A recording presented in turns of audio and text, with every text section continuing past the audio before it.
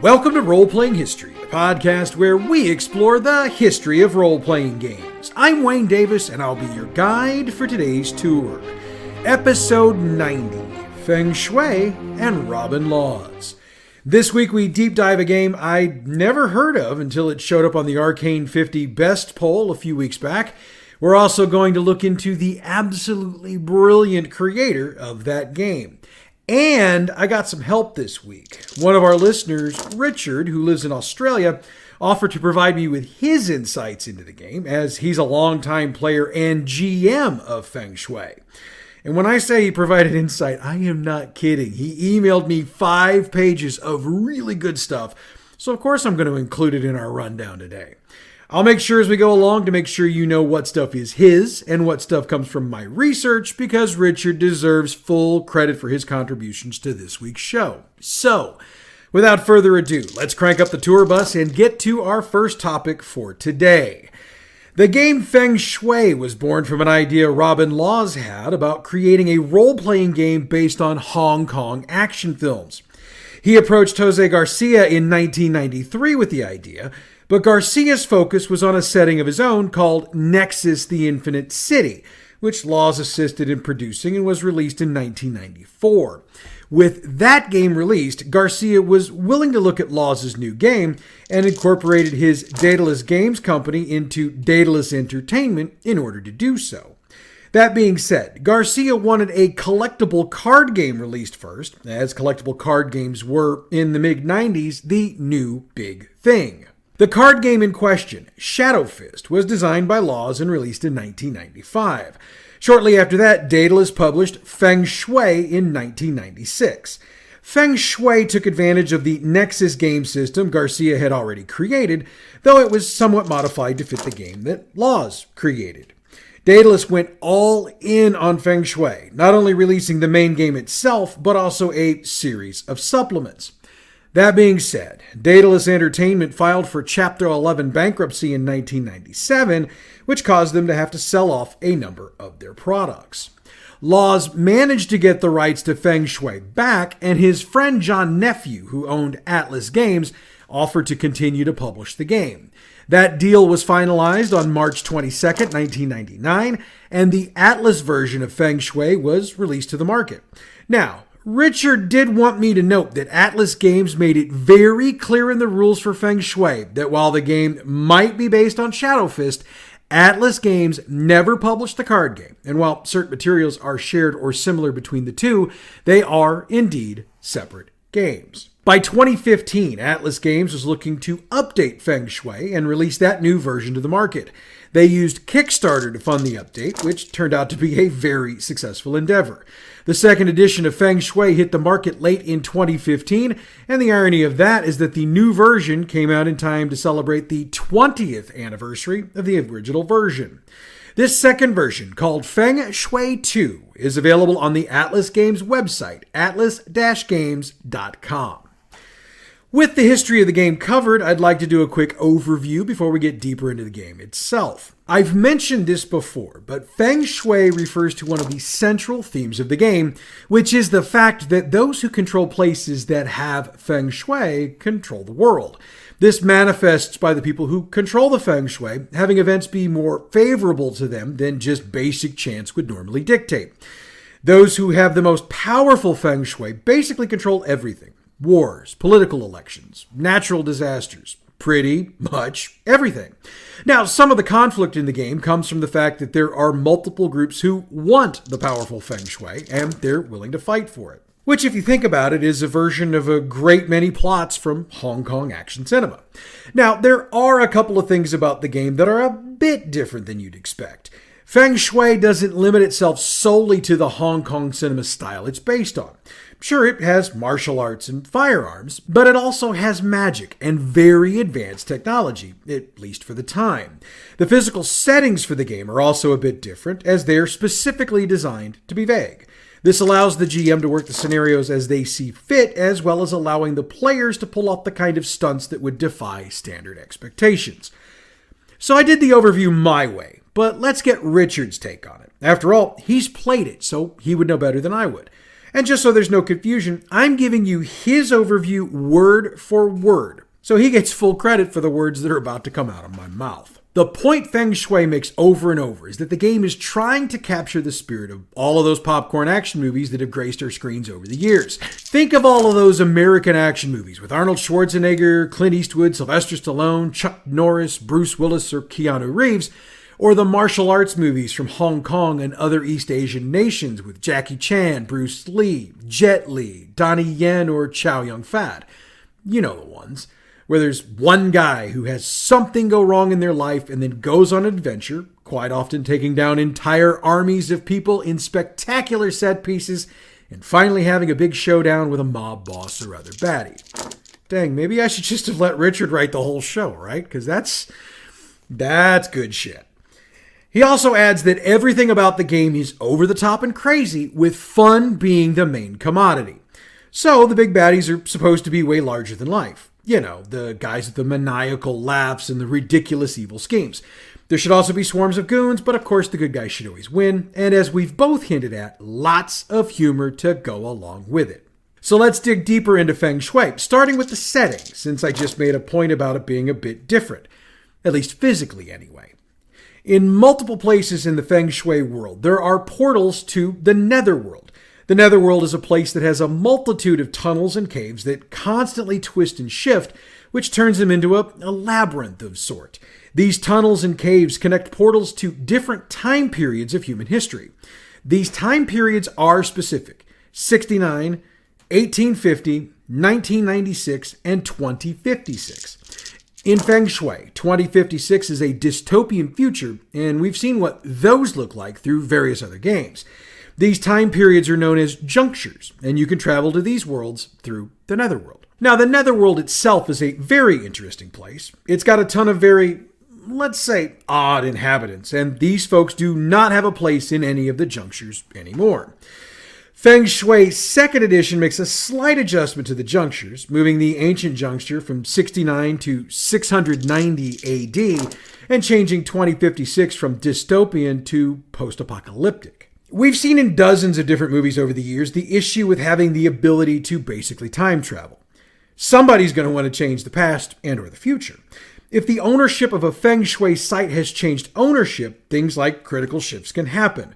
First, it's based on a significant shift in key, so if that doesn't happen, all should be good.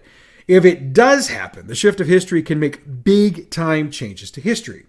Example, it's entirely possible that a critical shift could result in the Nazis winning World War II and basically conquering the world with the rest of the Axis powers. Or if you're so inclined, the Roman Empire could have survived, thrived, and taken over more of the world than they did. Needless to say, the possibilities are endless. And people, including the characters, experience what's called a lateral reincarnation, which means they get a different name and occupation, along with a change in memories to match the new identity they got. Now, if there's not a change in ownership in a Feng Shui site, something else happens. It's called a superficial shift. Some details of history change, but nothing major like with a significant shift. People still get the identity and profession change, but the major difference is that whomever was in charge before the shift remains in charge. Of course, wherever you have a rule, you have an exception. People who've been to the Netherworld do not have a lateral reincarnation. So they're acutely aware of all the changes that have occurred, which can cause their own issues in-game. So who are the folks trying to make the changes? Yeah, there are factions trying to cause a critical shift, and that's so they can remake the world however they so choose. They're engaged in what's known as the Secret War, and it's called that because the average citizen just doesn't know anything about it. The Secret War takes place across all 4 junctures, and the idea is to overtake as many Feng Shui sites as possible. Some of this comes from having associates within the home juncture, because after all, if you've actually got control of something, you're going to want to keep it. Of course, these associates have no clue about what's actually going on. Now, the agents they use in the Netherworld are very aware of what's going on and are actively trying to make it happen. They're called Inner Walkers, or Secret Warriors, and the characters in the game fall into this category. Let's take a look at the 7 major factions of Feng Shui. Eaters of the Lotus. These are evil eunuch sorcerers from China, circa 69 AD. They've got a puppet emperor in place, and they rule China in this era.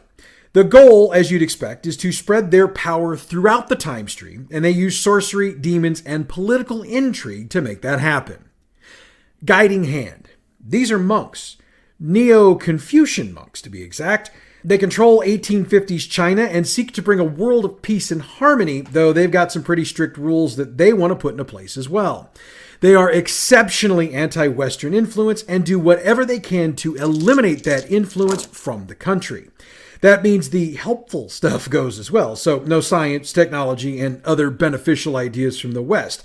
Those are all rejected and removed. These monks are kung fu masters, and they have competition in their time from the Ascended. So let's talk about the Ascended.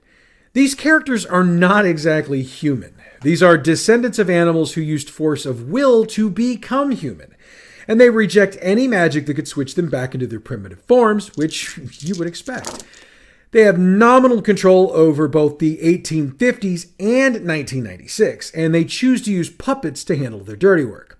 Police, armies, criminal organizations, and human secret warriors are their tools, and they're primarily used in any areas openly hostile to the Ascended. They have skills in kung fu, guns, and abilities based on their animal heritage. The architects of the flesh believe in equality, fairness, and good order. That being said, they enforce these ideals in a brutal manner with no compassion used. Their reasoning for building and growing their dominion through time is for the good of everyone. They rule 2056, and they're partial to using arcanowave devices, which they graft onto humans and demons they've captured. And they give zero shits about the consequences to whomever they graft them onto, despite the fact that very bad things happen to those who use them. The Jammers. Yeah, these guys are not only anarchists, but also pretty psychotic. They're mostly deserters from the architects of the flesh and are considered to be failed experiments conducted on apes and monkeys. Their goal is to wipe the world clean of any and all Feng Shui, and their methodology is to blow up as many Feng Shui sites as they kill. Collateral damage be damned. As we mentioned, explosives are their weapon of choice, though they also use guns, heavy weapons, and cyborg enhancements. Now, the four monarchs used to rule the world. It took a critical shift from the Ascended to end their reign. Each of the four rules a portion of the Netherworld, and they're working not only against the other factions, but against each other. They're each a very powerful sorcerer, and their followers are specialists in either sorcery or kung fu. The Dragons. This is the group the PCs will probably choose to be a part of. They're a very loose group, consisting of idealistic warriors working against the tyranny of all the other factions, which explains why the PCs will probably want to be a part of this group. One more note on the setting. Hong Kong happens to have a high concentration of both Feng Shui and Netherworld portals, and it's been the place where the most significant battles in the Secret War have taken place. Some writers and fans have been confused by this, but if you're basing your game on Hong Kong cinema, this makes complete sense.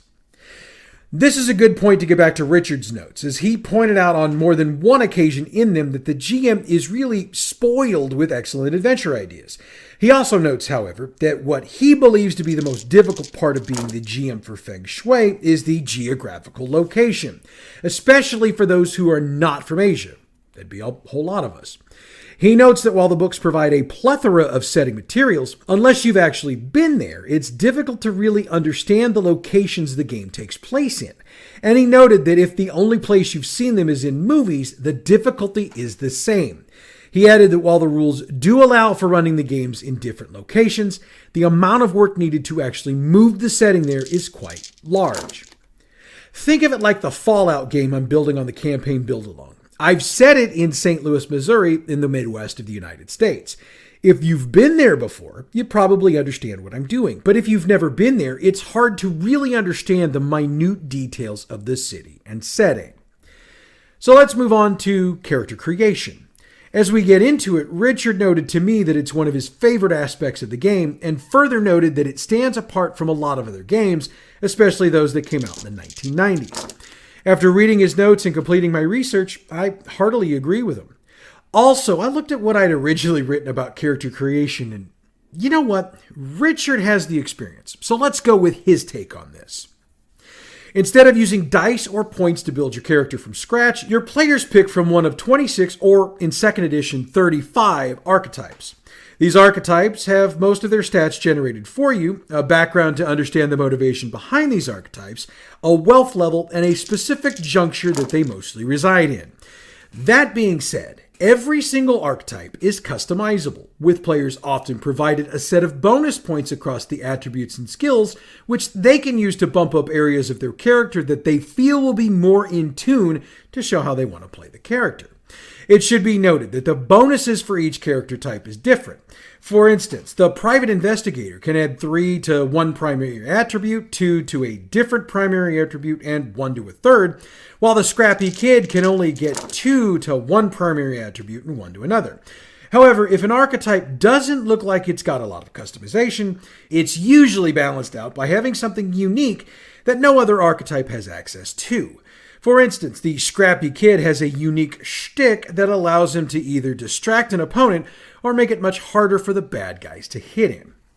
In 1st edition Feng Shui, characters also don't have the usual number of attributes. Instead, they have 4 primary attributes: body, chi, mind, and reflexes, and then each of these 3 has a bunch of secondary attributes. Body has move, strength, constitution, and toughness. Chi has fortune, kung fu, and magic. Mind has charisma, intelligence, perception, and will. And reflexes has agility, manual dexterity, and speed. In 2nd edition, they removed attributes entirely and replaced them with 5 stats: attack, defense, toughness, chi, and speed. Also, instead of selecting shticks, each character archetype is limited to those shticks listed in their archetype, and this limitation continues throughout their advancement. Richard notes he's never played with 2nd edition, so he's not sure whether this is a good thing or not, so his commentary from this point forward will be in relation to 1st edition. But from his reading, they've taken quite a bit of flexibility from the players and locked them into a specific advancement path. While he believes it's probably easier to manage, he knows his players would probably hate it. And I gotta be honest, so would mine. He continues, they've changed a lot of the way the skills work between the 2 editions. In 1st edition, skills were based on a secondary attribute, and if you added bonuses to a skill, the action value would be the base secondary attribute plus the skill bonus. If you didn't have the skill, you just used your base secondary attribute with a -3 penalty to the action value. In 2nd edition, they made skills standalone and not tied to any attribute, since there are none in this version of the game. An action value was set for that skill at character creation, based on the archetype. As your character advances, gains experience, the player is limited to either increasing the action value of an existing skill or selecting a new skill from a very narrow list within the archetype. But probably the silliest thing is what you need to do if you find yourself in a situation where you need to use a skill you don't have. In this instance, the book tells you to get another PC to do the skill you need. Richard says that's just plain dumb, but since he hasn't played the version, he could be completely wrong. No, Richard, it kind of makes sense to me too. I mean, I haven't played, but that sounds like some pretty dumb shit. Back to Richard's commentary. Finally, there are things called shticks, and they are broken into 3 categories: gun shticks, foo shticks, and magic sticks. Gun shticks are what they sound like, the tricks that you can do with guns. Foo shticks are primarily martial arts powers, and they're broken up into a series of mystical paths, which, as you gain more experience, you can build on your special moves within these paths. Magic sticks are to do with casting magic. Whew! I told you, Richard's done this once or twice. And I'm going to use his stuff completely one more time because I like his take on character advancement a hell of a lot better than I liked what I came up with. So here we go. This is another major change between the 2 editions. In the 1st edition, experience points are awarded at the end of each session.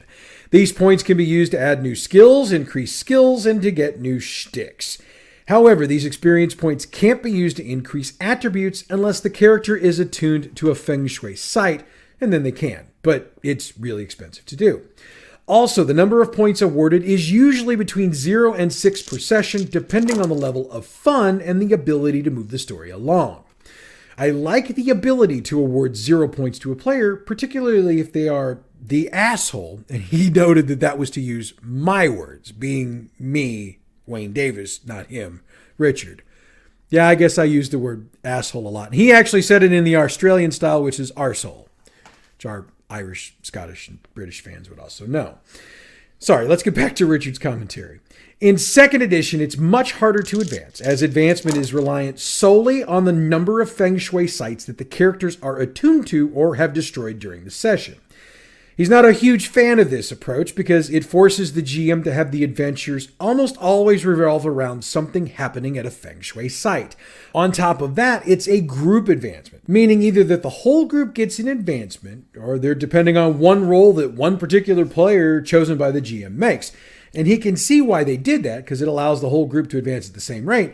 However, tying it to a very specific criteria and then having one player make the roll for the group doesn't seem very good. Like he said, he's never played 2nd edition, so it might actually be okay. I think I'm going to give Richard a rest here and go with my stuff for task resolution in the game. First off, the rules for Feng Shui were designed to be exceptionally simple and easy to learn.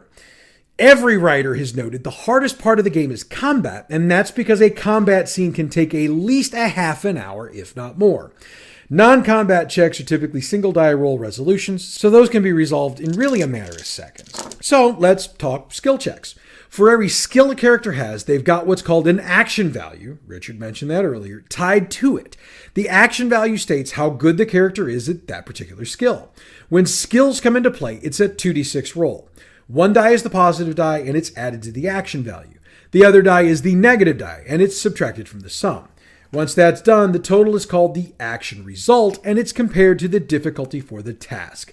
A result equal to or higher than the action result is a success, while a result below that is, you guessed it, a failure. Combat is the one part of the rules that is more complex, and I'm really not going to get into it for this show. Pick up a copy of the game to play for yourself and see why. Besides, if Richard and I told you everything, you wouldn't need to buy the game, and that's not what this show's about. One more thing I wanted to hit on with the rules is stunts. These are the actions that provide the kung fu action movie flair to the game.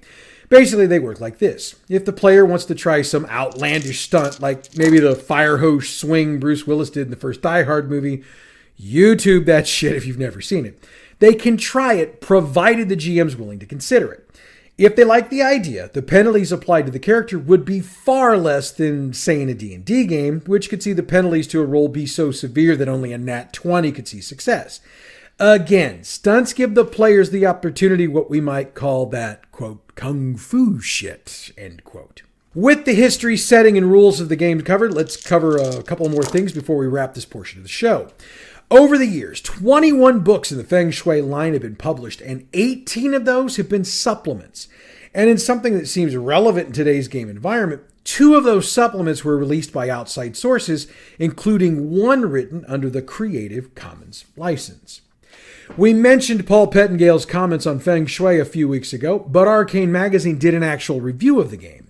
Andy Butcher handled it, and he gave it 9 out of 10 stars. His thoughts were to the point. Quote, simply put, Feng Shui is brilliant, end quote. Pyramid Magazine put Feng Shui on its list of the millennium's best role-playing games that dropped in 1999. Scott Herring, Pyramid's editor, said, quote, Feng Shui found the way to do the over-the-top cinematic role-playing game without turning it into an exercise in dice rolling and power trips, end quote. With that, let's get into today's second topic. Robin D. Laws was born on October 14, 1964 in Orillia, Ontario, Canada. He doesn't get much into his personal life in interviews or panels, so there's not a whole lot of information of substance out there to report on for this show. When it gets to his career, however, there's a whole lot of meat on that bone, so let's dive into it. One personal thing Robin's always been very open about is his longtime love of role-playing games. He's reported that he started playing as a teenager, and that love led him into the realm of game design, which he started doing in the early 1990s. The first game Robin got credit on was Over the Edge, which was released in 1992. Over the Edge was created by Jonathan Tweet, who'd been convinced by John Nephew, the owner of Atlas Games, to produce, as he'd been writing about it in Alarms and Excursions for some time. Tweet and Laws had multiple discussions about the game in the pages of Alarms and Excursions, and Laws had his contributions to the conversations included in the final product. Feng Shui was the next role-playing game Laws created, but since we just covered that in great detail, I'm not going to go any further into it here. And even though he was working on getting Feng Shui released, he didn't stop creating. He went the freelance route and worked on GURPS, Underground, Earth Dawn, and Vampire the Dark Ages.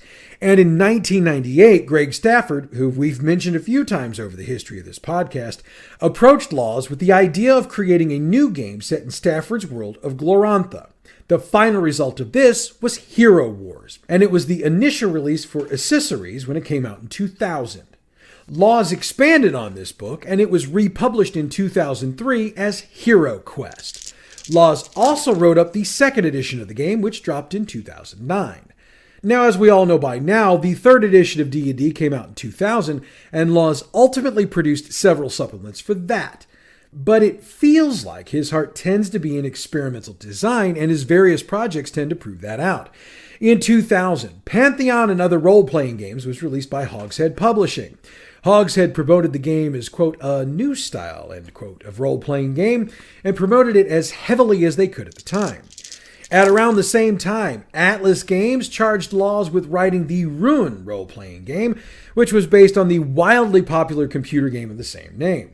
Laws himself stated in interviews around the release that, quote, the game would need to have a big point of difference to distinguish it from the many other fantasy games available, end quote. His solution was allow the player to swap roles with the GM. Laws stated, quote, you can win, and when you're not the GM, it's boring because the GM can win, end quote. Ruin was released in 2001. The games just kept on coming for Robin Laws. On January 20th, 2000, Pelgrane Press released the announcement that Laws would take on the primary author position for a game based on the Dying Earth setting from Jack Vance. The finished product was titled The Dying Earth Role-Playing Game. We also mentioned in a previous episode that Laws designed the gumshoe system and did so to put the focus on players actually being able to find the clues they needed in an investigative type of game. 3 of his books for this system were released between 2006 and 2007. Robin Laws also has credits on supplement on the Trail of Cthulhu line, which was originally designed by Ken Hite. The Laws titles in the line included the Armitage Files and Dreamhounds of Paris. He's also written supplements for specific genres, if not necessarily specific systems. Mutant City Blues, released in 2009, and Ashen Stars, which came out in 2011, were investigative games for the superhero and space opera genres. Getting back into the games themselves, he designed Skullduggery, which was released in 2010. Skullduggery took the concept of the treatment of conflict from Dying Earth and placed it in multiple different contexts. He continued on this cross-pollination idea by combining Dying Earth and Gumshoe for the 2012 release of Gaean Reach. Laws did something else big in 2012. He launched a Kickstarter to release another Laws original game called Hillfolk. It was built on a new game system of his own design, the Drama System. Now, we're going to try to cover that in a future show, so I'm just going to leave that here for now. The campaign brought in $93,000 on a $3,000 goal. The game also won the 2014 Diana Jones Award. As we mentioned earlier, Laws wrote up the second edition of Feng Shui, which was also funded through a Kickstarter. In 2017, he returned to the world of Cthulhu, modifying the Gumshoe system for 1 player and 1 GM for the title Cthulhu Confidential. The last game I was able to find was his 2020 release for Pelgrane Press, the Yellow King RPG, which was based on the works of Robert W. Chambers. Robin Laws is also a successful author of fiction novels. He released his first in 1996. Called Pierced Heart, he set it in the world of Over the Edge. It got an ebook release in 2014, so that should be available if you'd like to check it out. Over the years, he's released another 8 novels, all of which have sold well. Most of them have been based on game systems like Pathfinder and Warhammer Fantasy Role-Playing. He's dabbled in computer games, comic books, and podcasts over the years, and he's constantly searching for new ways to stretch his creative muscles. He's also a regular at Gen Con Indy and the Toronto International Film Festival, so if you find yourself there, stop by and tell him how much you appreciate his work over the years. And he's also the recipient of frequent invitations to be a guest speaker at conventions, and while there's a lot of them he can't do, he makes it a point to do as many as he can every single year. As we've seen, Robin Laws has been a force in the role-playing game world for, more than 30 years at this point. And he didn't show any signs of slowing down. And with that, we've come to the end of today's show. Before we wrap, I need to give major props to Richard in Australia again. Dude provided me with a ton of really good stuff, and like I said, I liked some of it so much, I just dropped it into the show as he wrote it. And not only does he get a hearty welcome into the Bad GM Productions family, I'm going to make it a point to hook him up with some quality swag. Speaking of, if you've got a topic you'd like to see me cover on the show, hit me up and let me know. And if you're willing to share personal experience of the games, you might see your stuff make the show as well. All the ways you can hit us up are going to be in the wrap-up. Next week, we do something I normally would not do and hit up a current event issue. We are going to look at the OGL debate, we're going to hit up some history of OGLs, and I'm going to try, in an impartial way, to run through exactly what happened and what the hell went wrong. In the meanwhile, please check out our other fine podcast, Bad GM's Campaign Build Along. This week, we're continuing to build our group's retribution scenario, though this one has a twist. Bad GM's Campaign Build Along is available wherever you get your podcasts or on our website, badgmproductions.net. The music we use for this show comes from Pixabay.com. Check them out for all your license-free, royalty-free music needs. Role-Playing History is a production of Bad GM Productions. Check us out on Facebook at facebook.com/gaming/badgmprod, on Twitter at badgmp, YouTube and Tumblr, we're Bad GM Productions. Email, you can email us at badgmproductions@gmail.com, and online, the website is badgmproductions.net. Next week, it's the open game license controversy. And yes, I know a lot of us idiots have said a lot on it, and this idiot's going to do everything he can to try to wrap it up in a really neat package. So you're not going to want to miss that. But that's next week. Until then, I'm Wayne Davis, and your Role-Playing History.